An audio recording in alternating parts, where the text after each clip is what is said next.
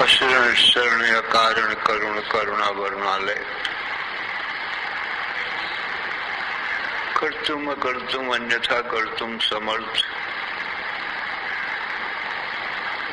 नित्य शुद्ध बुद्ध मुक्त स्वरूप, अनंत कोटि ब्रह्मांड नायक, परात्पर पूर्णतम पुरुषोत्तम परब्रह्म, सच्चिदानंद घन सर्वज्ञ सर्वशक्तिमान भगवान श्री कृष्ण से अर्जुन ने हाथ जोड़कर प्रार्थना किया, हे भगवान, मेरे परम सुख शांति का उपाय बतावें। मैं आपका शिष्य हूँ, आपकी शरण में हूँ।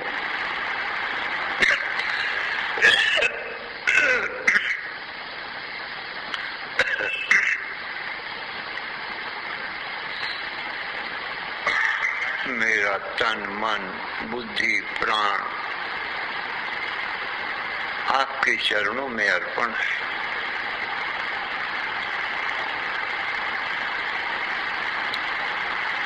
भगवान श्री कृष्ण बोले, हे अर्जुन, एक सत्य है, दूसरा असत्य है, तीसरा कुछ भी नहीं है।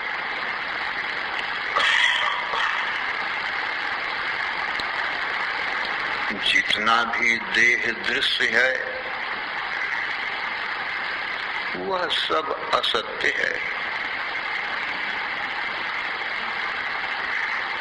और सब देहों में जो देही दृष्टा है,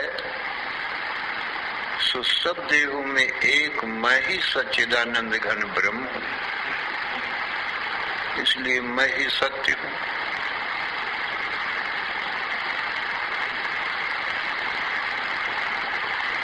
जो तुम पूछो कि हे केशव, जब तुम ही सत्य हो, सब देहों में तुम ही बैठ के देख रहे हो, तो ये असत्य देह क्या है? तो हे अर्जुन, उसका उत्तर यही है, ये सब मेरी माया है।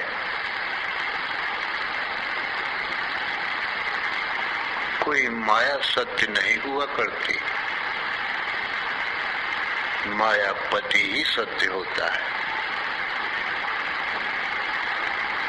मैं मायापति सच्चिदानंद घन ब्रह्म ही एकमात्र सत्य हूँ। मुझ कृष्ण की देह से लेकर जितने भी देह हैं संसार में, अनंत कोटि ब्रह्मा विष्णु महेश, सभी देवता, सभी दैत्य, मनुष्य, पशु पक्षी, वृक्ष पर्वत, सूर्य चंद्र, ये मुझ कृष्ण की देह में सब के सब जुड़े हुए हैं। ये सारा विश्व विराट मुझ कृष्ण का ही देह है।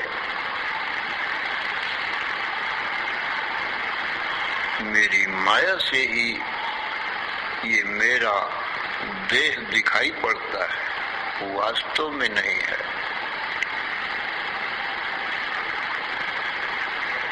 एकमेवाद्वयम् ब्रह्म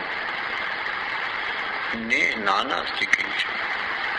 अर्जुन, मैं एक सच्चिदानंद घन अद्वितीय ब्रह्म ही हूँ। जितना कुछ मेरे शरीर में दिख रहा है, अनंत कोटि ब्रह्मांड, ये सारा विश्व ब्रह्मांड, ये सब तो मेरी माया जान। इंद्रजालवत ये मेरी माया है। जिस इंद्रजाली पुरुष सत्य होता है और उसकी माया मिथ्या होती है, और इंद्रजाली पुरुष आप छिपा होता है, माया दिखाता है। ऐसे ही हे अर्जुन, मैं इंद्रजाली पुरुष मायावी सब शरीरों के भीतर छिपा हूं। तो ये सब मेरी माया को मैं दिखा रहा हूं। जो भी दिखता है वो मेरी माया है, और सब शरीरों के भीतर ये सब माया के शरीर हैं, इनके भीतर मैं छिपा हुआ हूं। मैं कदापि दिखाई नहीं पड़ता, क्योंकि देखता हूं, ज्ञान रूप हूं, दृष्टा हूं, चेतन हूं। दृष्टा कदापि दृश्य नहीं हो सकता। जैसे पुरुष दृष्टा है, छाया दृश्य है। पुरुष तो दृष्टा ही रहेगा, और ये शरीर छाया है, ये दृश्य ही रहेगी।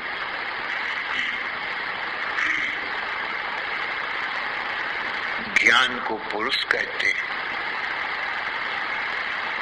अर्जुन, मैं ज्ञान स्वरूप हूं,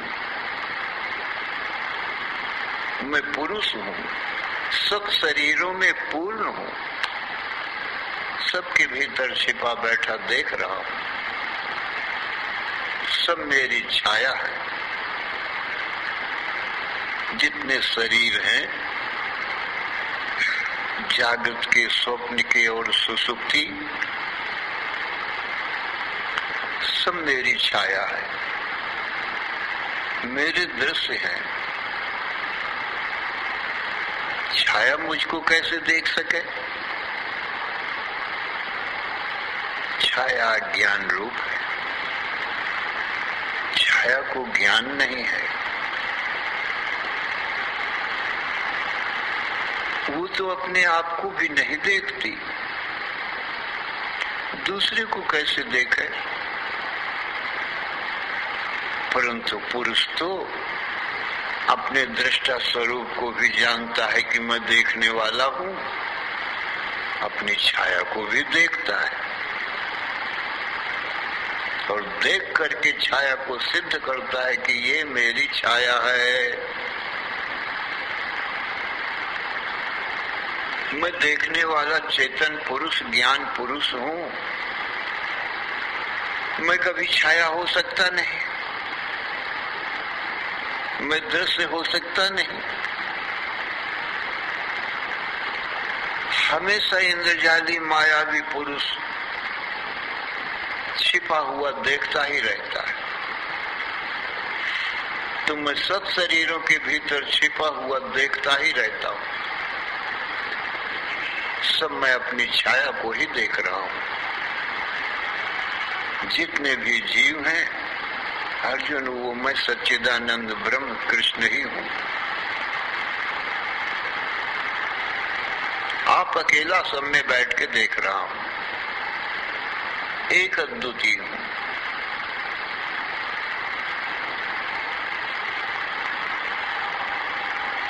इसलिए अपने आप को तुझ सहित सब समस्त जीवों को मुझ कृष्ण का ही रूप जानना चाहिए,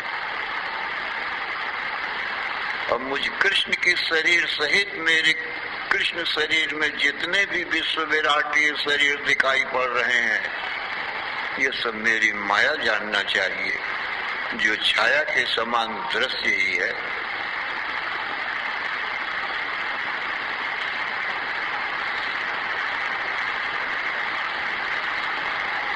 कोई भी छाया सत्य नहीं होती,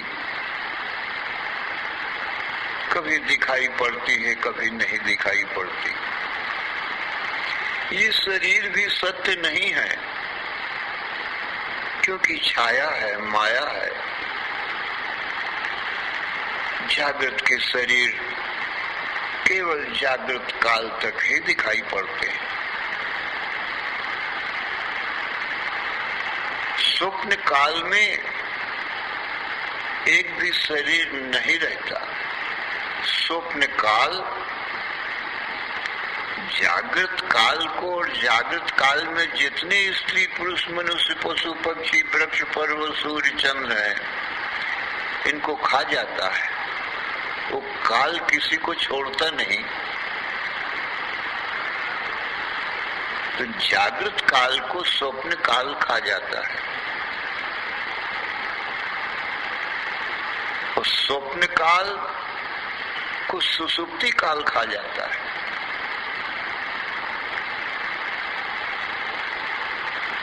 सुषुप्ति काल ने सबको खा करके अपना रूप बना लिया। कोई भी संसार के स्वप्न के या जागृत के कोई भी स्त्री पुरुष मनुष्य पशु पक्षी वृक्ष पर्वत सूर्य चंद्र कोई न बचे। केवल मैं दृष्टा बचा हूं। क्यों? मुझको तो काल खाता नहीं। मैं काल से पैदा भी नहीं होता, काल ही पैदा करता है और काल ही सबका भक्षण करता है।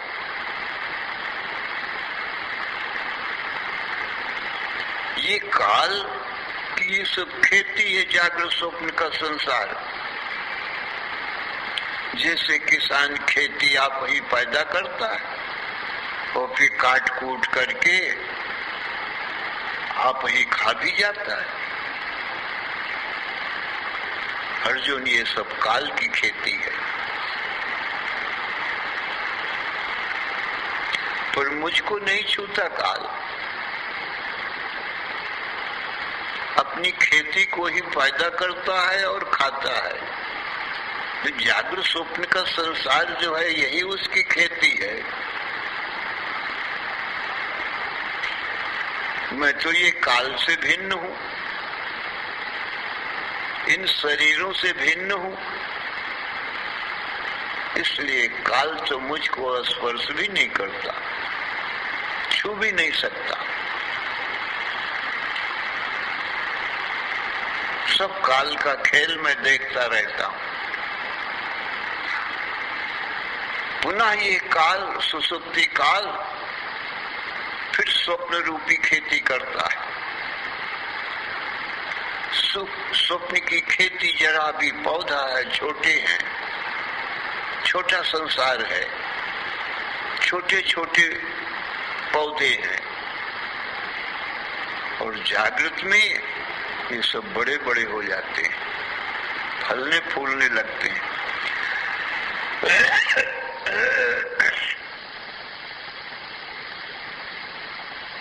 काल ये सब हरी भरी खेती को देखकर प्रसन्न होता है। जैसे किसान अपनी हरी भरी अच्छी खेती को देखकर खुश होता है कि ज्यादा पैदा होगा,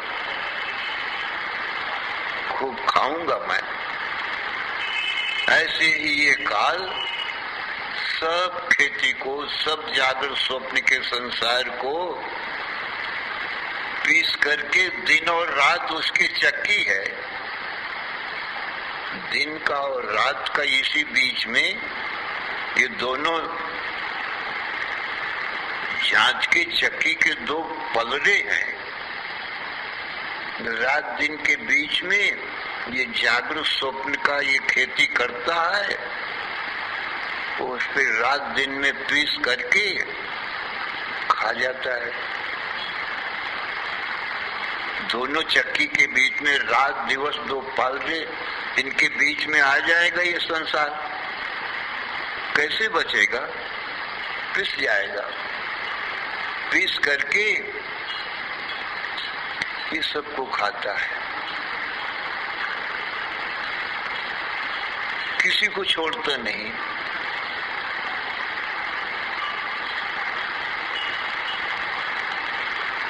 अर्जुन ब्रह्मा विष्णु महेश को भी नहीं छोड़ता, न कोई देवता दैत्यों को छोड़ता है। काल सबको पैदा करता है, सबको खाता है, छोड़ता नहीं। परंतु अर्जुन, मुझ काल के दृष्टा को काल नहीं छू पाता, क्योंकि काल को देखने वाला मैं अलग।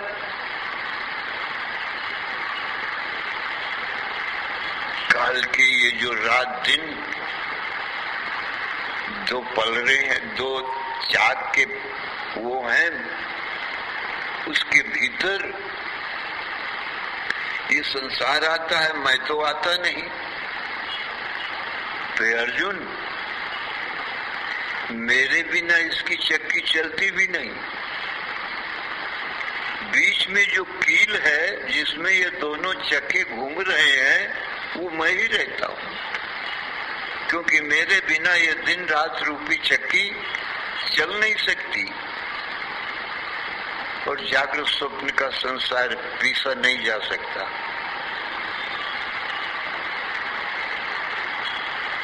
तो जो बीच की कील है जिसमें रात दिन पोहे हुए हैं, वो मैं हूं।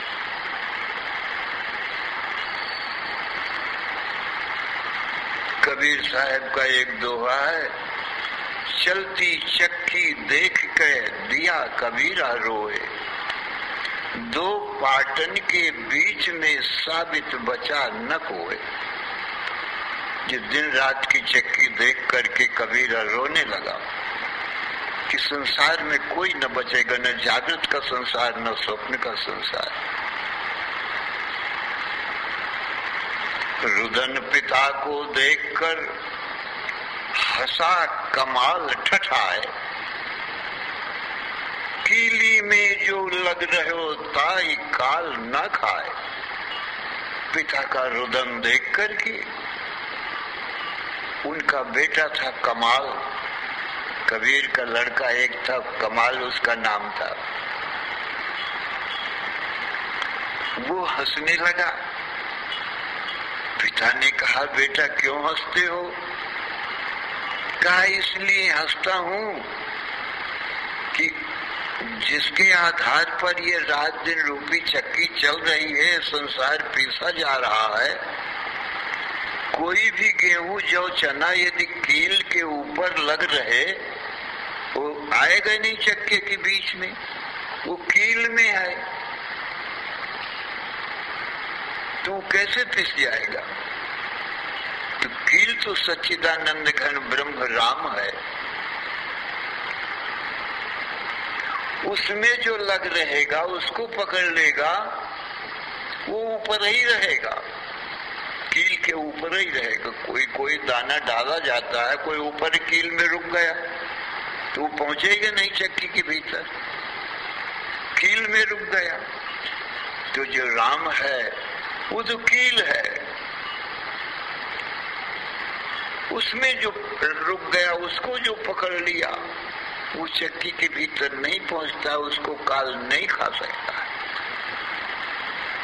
इसलिए मैं हंसा कि आप व्यर्थ ही रोते हो, आपने तो कील पकड़ रखी है, आपने तो राम पकड़ रखा है, आपको कौन खा सकता है?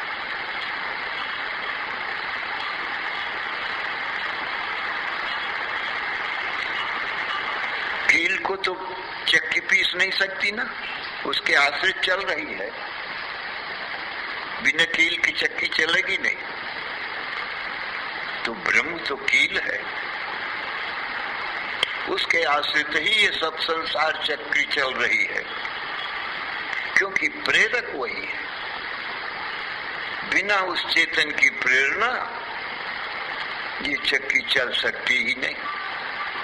चलाने वाला कोई चाहिए ना, अपने आप तो चक्की नहीं चलेगी, कील के आश्रित चलती है और वही चलाने वाला भी है। हे अर्जुन, वो कील हमारा तुम्हारा स्वरूप है, वो मैं ही हूं, तू भी मैं ही हूं। तो हमारे आश्रित एक कील चल रही है, हमको कैसे खाएगा? यस्य ब्रह्म च छत्रम च उभे भवति ओदना मृत्युर्यस्योपसेचनम कई था वेद यत्र सा। अर्जुन, यस्य ब्रह्म च क्षत्रंच उभे भवति ओदना, जिसकी ब्राह्मण क्षत्रिय उपलक्षित समस्त संसार भात है, ओदन नाम भात का है। मृत्युर्यस्य उपसेचनम, तो मृत्यु दाल है। तो ये सच्चिदानंद घन ब्रह्म सारे संसार को भात और काल को भी दाल बना करके भक्षण कर जाता है। काल खत्म, इसको काल कैसे खा सकता है?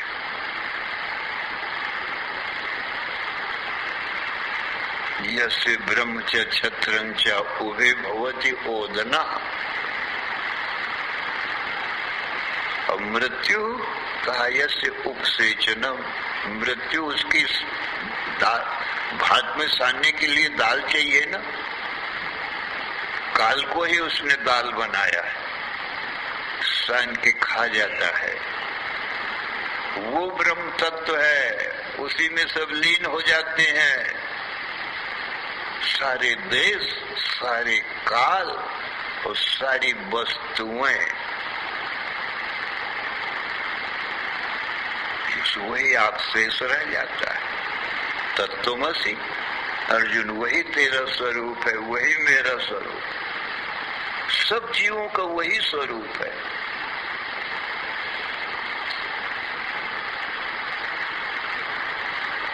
इसलिए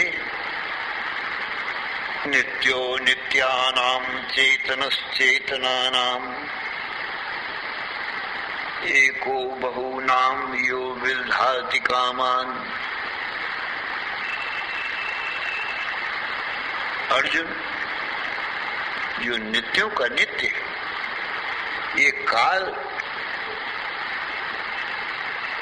अपनी खेती की अपेक्षा से नित्य है, क्योंकि खेती पैदा करता है, खाता रहता है। परंतु मुझ परमात्मा की दृष्टि से नहीं, मैं तो नित्यों का नित्य हूं, काल से ऊपर हूं ना, मैं नित्यों का नित्य हूं। चेतनस चेतना नाम, और ईश्वर और जीव ये चेतन है। मुझ सच्चिदानंद ब्रह्म के प्रतिबिंब मात्र, मुझ ज्ञान रूपी चेतन के ये प्रतिबिंब हैं। इन सब चेतनों का भी मैं चेतन हूं, माने ज्ञान हूं। जितने माया विद्या में, बुद्धियों में जितने ज्ञान प्रकट हो रहे हैं, वो मुझ ज्ञानों का जो ज्ञान है ऊपर मेरे प्रतिबिंब रूप है। जैसे संसार भर की जितनी अग्नियां प्रकट हो रही हैं, वो व्यापक अग्नि के प्रतिबिंब हैं। जलते बुझते रहते हैं संसार के सारे दीपक और ईंधन में जो भी अग्नि जलती है, प्रतिबिंब मात्र। अग्नि सत्य है, बिंब रूप है। बिंब न हो तो प्रतिबिंब, झूठे प्रतिबिंब सब होते हैं, कहां से जले? बिंब रूप ब्रह्म न हो तो प्रतिबिंब रूप ईश्वर जीव जगत कहां से आवे? ये सब मेरे प्रतिबिंब है, मेरी छाया है। अपनी छाया से, अपने प्रतिबिंब से क्या भय है? अर्जुन, भयभीत होने का कोई काम नहीं है। ये सारा जीव और जगत अपना तो प्रतिबिंब, अपनी छाया जान। बालक भय खाता है, बालक अपने प्रतिबिंब को, छाया को कभी भूत समझ लेता है, अपने से जुदा जान लेता है, भूत पाताल मान करके अपना डरता है, उसको सत्य मान लेता है छाया को। और कोई बालक अपनी छाया को देख करके दूसरा बालक जान करके प्यार भी करता है उस छाया से।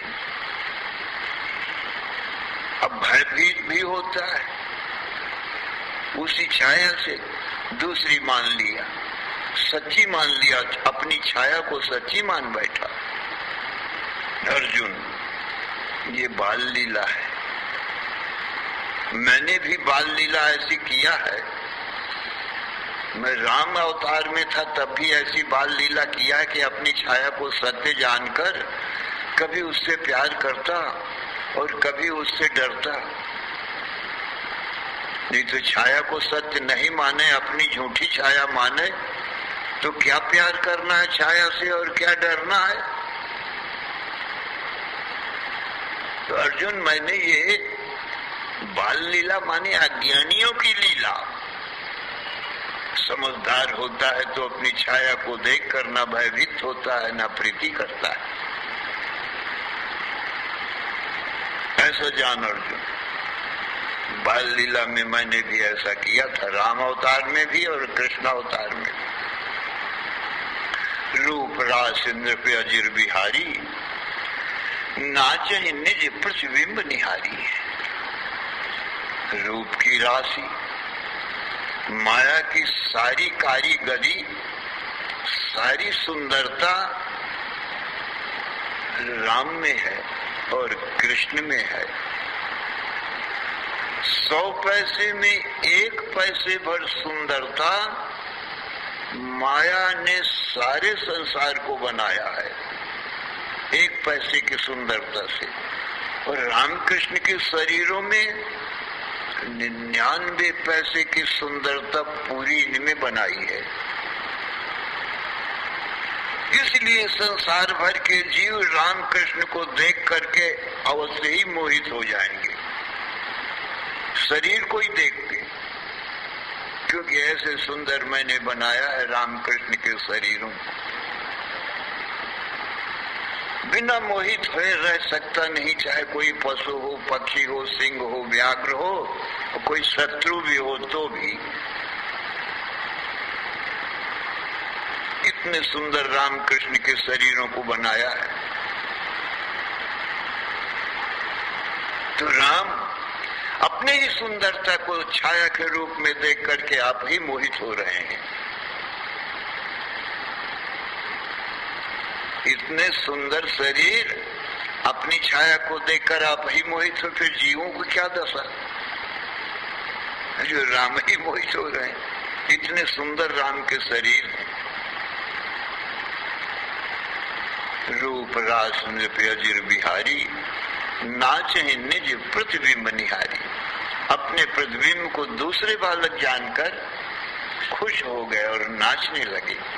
आप नाचते हैं तो बालक भी नाच रहे हैं, बहुत प्रसन्न हो रहे हैं। कितने अच्छे ये बालक हैं, अपनी सुंदरता को भूले हैं, बालकों की सुंदरता को देख रहे हैं।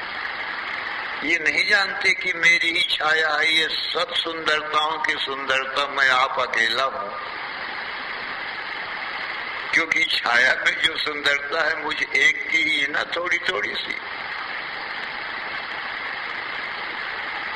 रूप राशि तो अपना स्वयं। ये बाल लीला है। कृष्ण ने कहा, इस कृष्णावतार में भी मैं जब गोपियों के यहाँ उनकी भक्ति से, प्रीति से प्रसन्न हो करके वो मुझको चाहती कि कभी कन्हैया हमारे घर आवे और माखन चोरी करे, तो उनके प्रेम बस उनके घर में चोरी करने, कभी माखन चोरी करने जाता था। क्या कहूं अर्जुन, गोपियों का हृदय ही मक्खन था। मुझको ही अर्पण कर रखा तो सब गोपियों ने, तो उनके प्रेम बस में उनके घर जाया करता था। एक दिन की बात सुन, अत्यंत प्रेमी एक गोपी के घर, जो हमेशा रात दिन मुझे चाहती थी कन्हैया कभी आवे, हमारे घर माखन चोरी करे और हम देखें और खावे। बड़ी प्रसन्नता होगी। तो कहा उसके घर में गया चोरी करने। अर्जुन अपनी कथा में बता रहा हूँ, बाल लीला, बालकपन की बातें। अर्जुन में गया उसके घर में और चोरों की भांति इधर उधर निहारता हुआ मक्खन देखने लगा कि मक्खन कहाँ रखा है। गोपी ने कहाँ रखा है मक्खन, मट्ठा भाकर के और मक्खन निकाल के कहाँ रखा है। उसके घर में ऐसे ही देखने लगा तो गोपी ने छीके में टांग रखा था ऊपर, माखन की मटकी भरी हुई ऊपर छीके में टंगी थी। अर्जुन, और मैं छोटा था उस समय और ऊंचे में वो छीका टंगा हुआ था, मैं कैसे पाता। तो वो जो होती है जिसमें धान कूटे जाते हैं उखल, वो किसी किसी के यहाँ नीचे जमीन में गाड़ के पत्थर रखते हैं, कोई ऊंचा पत्थर रखते हैं तो खड़े होकर के और मुसल से उसमें धान कूटते रहते हैं। पत्थर इतना ऊंचा और बीच में गहरा रहता है, खड़े खड़े धान कूटते हैं। उस उखल में चढ़ करके मैंने उस छीके को निकाला, छीके से मक्खन की मटकी निकाला। अर्जुन, वो मटकी माखन से भरी हुई थी, मेरे छोटे छोटे हाथ थे, बालक था, निर्बल था, छूट गई। ज्यादा वजनदार थी, मक्खन बहुत भरा हुआ था, नीचे गिर गई धड़ाम से, मक्खन बिखर गया। मैं फौरन उतरा और माखन दोनों हाथ से जल्दी जल्दी ले करके और खाने लगा। अब मक्खन खाते खाते खूब खाया मक्खन, और फिर खाते खाते इधर उधर चोरों की भांति निहारते सोचा अब चलूं अपने घर। ऐसा देखते देखते जब घर को चलने लगा तो वो सखी का, उस गोपी का जो श्रृंगार का कमरा था उसमें शीशा लगा हुआ था बहुत बड़ा, उस कमरे में पहुंच गया। तो मैंने क्या देखा कि इसमें भी एक बालक खड़ा हुआ है। मैंने जाना सखी ने ये पहरेदार खड़ा रखा है और इसने मुझको देख लिया है और मेरी तरफ निहार रहा था वो, क्योंकि वो जो परछाई होती है वो अपनी तरफ निहारती रहती है। जिधर हमारी पीठ होती है, आया न समझ में, वो परछाई की पीठ उधर नहीं होती कि आगे मुख हो और पीछे हमारी तरफ पीठ हो, वो मुख हमारी तरफ करके रखता है, जो छाया में मुख शरीर दिखाई पड़ता है। तो मेरी तरफ निहार रहा था। मैंने जाना इसने मुझको देख लिया, अब ये सखी को कहेगा, सखी को बता देगा और सखी मुझको पकड़ लेगी और मेरी मैया के पास पकड़ करके ले जाएगी, तो मैया मेरी मारेगी। डर भी है। क्यों मैया ये कहेगी कन्हैया तेरे घर क्या कमी है माखन की, मिश्री की, दूध दही मक्खन मलाई की, क्यों चोरी करने जाता है। अब मैं क्या जवाब दूंगा। तो इस भय से मैं उससे प्यार करने लगा। किससे? वही पहरेदार से जो मेरी छाया दिख रही थी। तो मैंने कहा भैया, बड़े प्यार से कहा, अरे भैया आज तो मैं पहले चोरी करने आया हूँ, इसके पहले तो कभी मैंने आया नहीं और तूने देखा भी नहीं होगा, पर आज तो मुझको तू छोड़ दे, पकड़ना नहीं और सखी से भी नहीं कहना। तू तो बहुत सुंदर है, बहुत अच्छा है। और अब आज से आप कभी चोरी करने नहीं आऊंगा। आज हुआ सो हुआ, पर देख जो भी मैंने माखन चोरी किया है इसमें से तू भी ले ले, तू भी खा ले। तू बहुत अच्छा है, हमारी तुम्हारी प्रीति हो जाएगी, प्रेम हो जाएगा, साथ हो जाएगा, तू मेरा मित्र बन जा, सखा बन जा, बहुत अच्छा है। और चलें खेलने चलेंगे, और भी हमारे सखे हैं, सबके साथ में गेंद खेलेंगे। ऐसे उससे अन्य विनय की मैं बातें करने लगा। फिर वो मेरी एक भी बात नहीं सुने, न मक्खन लेकर के खावे, और मैं दे रहा हूं मक्खन के लिए खा ले। जब नहीं खावे तो मैंने सोचा चलो अपने ही हाथ से खिला दो, मेरा प्रेमी है, सखा है, मित्र है, बहुत अच्छा है, तो मैं अपने हाथ से ही उसको खिलाने लगा। तो शीशा में जहां लगाता था मैं, अब वो सब गिर जाता था मक्खन। मैंने जाना कि देखो इतना प्रेम से मैं खिलाता हूं तो भी नहीं खाता, गिर देता है। फिर मुझको गुस्सा आ गई। मैंने सोचा अब इससे बचने का उपाय भागने के सिवाय दूसरा कुछ नहीं है। ये नहीं मानेगा कोई मेरी अन्य विनय, भाग चलना ही अच्छा है। मैंने 2-4 खरी खोटी गाली सुनाई उसको, कहा सारे में भाग जाऊंगा और मुझे तू पकड़ भी नहीं पाएगा। इतना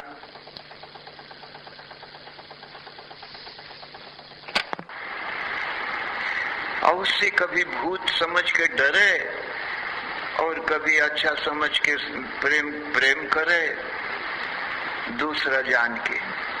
तो ये तो बालक बाल लीला ज्ञानियों की लीला है। अर्जुन जान ये सारा संसार तेरी छाया है। इससे तू क्या प्रेम करता है? किसी छाया से प्रेम करता है, किसी से डरता भी है। दुर्योधन आदि ये भी अपनी ही छाया है। जितने दैत्य राक्षस हैं वो भी छाया है, माया है ना अपनी मेरी।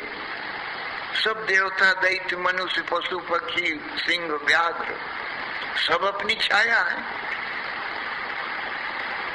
किससे भय खाना है? किससे डरने की बात है या प्रीति करने की बात? छाया तो सत्य होती नहीं। जिससे प्रेम किया जाए या लड़ाई झगड़ा किया जाए, क्या शत्रुता क्या मित्रता? छाया से भी कोई शत्रु नहीं, कोई मित्र नहीं। सारा संसार छाया मात्र है। अच्छा बुरा छाया में क्या है? विश्व है सब, कल्पना बनता बिगड़ता कुछ नहीं। अच्छा बुरा है कुछ नहीं, छाया में क्या अच्छा क्या बुरा। टीवी में छाया चित्र देखते हैं, सब झूठे होते हैं, उनमें क्या अच्छा और क्या बुरा। शीशा में कोई संबंध नहीं होता छाया चित्रों का। अर्जुन अपनी आत्मा को दर्पण जानो, टीवी का शीशा जानो, चराचर जगत को अपने आत्मदेव की छाया ही जानो। हमारी छाया हमारे ही आत्मा रूपी दर्पण में हमको ही दिखाई पड़ती है, क्योंकि देखने वाला मैं ही हूँ। छाया तो दृश्य ही रहेगी। छाया में से दृश्य नहीं, दृष्टा तो मैं ही हूँ, दर्पण भी मैं ही हूँ। तो अर्जुन ये संसार रूपी छाया से न तो प्रीति करने योग्य है और न ही भय खाने योग्य है। आप ही छाया बनती है, आप ही मिटती है। हम तुम तो दृष्टा मात्र है न छाया के, बनाते बिगाड़ते तो नहीं छाया को। क्या हम आप अर्जुन कभी छाया को बनाते हैं? तो क्या हम मिटाते हैं? विचारो तो सचमुच में हम लोग देखो, आप भी विचार कर देखो, तुम्हारी छाया तुम्हारी कभी प्रकाश में प्रकट होती है और कभी तुम्ही में लीन हो जाती है। पर हम तुम तो नहीं बनाते बिगाड़ते, अपने आप होती है, अपने आप लीन होती है। कोई वस्तु नहीं है, कोई सत्य तत्व नहीं है। हम दृष्टा ही सत्य हैं, क्योंकि जागृत की सब छाया चित्र, स्वप्न की सब छाया चित्र सुसुप्ति में लीन हो गए। सुसुप्ति हमारे समाधि आत्मा में लीन हो गई, दर्पण ही रह गया, मैं दर्पण रूप आत्मा ही रह गया। तो अर्जुन, ये छाया चित्र सत्य नहीं है, अब इसको अपनी माया जानो। छाया से न प्रेम करो और न ही द्वेष करो। देखो छाया को केवल राग द्वेष से रहित होकर के। राग द्वेषो वियुक्तस्तु, राग द्वेषो वियुक्तस्तु विषयान् इंद्रियैश्चरन् आत्मवश्यैर्विधेयात्मा प्रसादमधिगच्छति। अर्जुन, राग द्वेष से रहित होकर के इस जगत चित्र को अपनी ही छाया चित्र जान के, अपने आप को दर्पण जान करके जो देखता है, नहीं राग करता है नहीं द्वेष करता है, अपनी ही ये छाया है, तो सत्य नहीं है, परमानंद को प्राप्त होता है। उसको कोई दुख की बात नहीं होती है।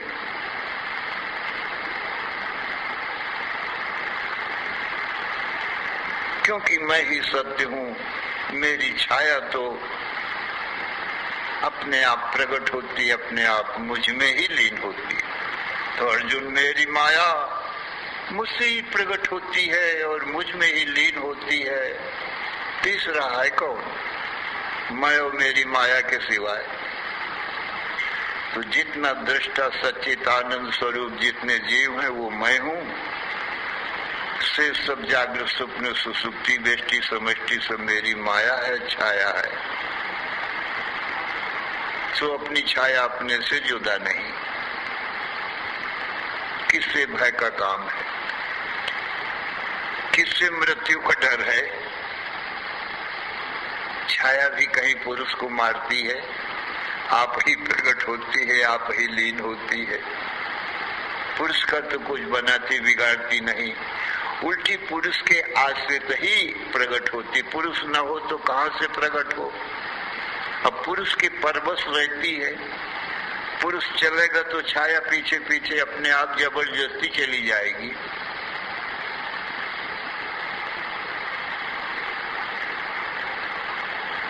तो पुरुष स्ववश है और छाया पुरुष के परवश है। तो ये माया ऐसे ही ब्रह्म के परवश है। हमारा तुम्हारा स्वरूप सच्चिदानंद घन ब्रह्म है, से सब माया है। अहम ब्रह्मास्मि, अहम ब्रह्मास्मि, अहम ब्रह्मास्मि। मैं ही सच्चिदानंद घन ब्रह्म हूँ, जागृत स्वप्न सुसुप्ति रूपी माया का मैं ही दृष्टा साक्षी चेतन हूँ। स्वभाव से अजर अमर अविनाशी हूँ। मेरी छाया ही रोज बनती बिगड़ती है। मेरी छाया से मुझको क्या भय है? अर्जुन, निर्भय रहे। श्री राम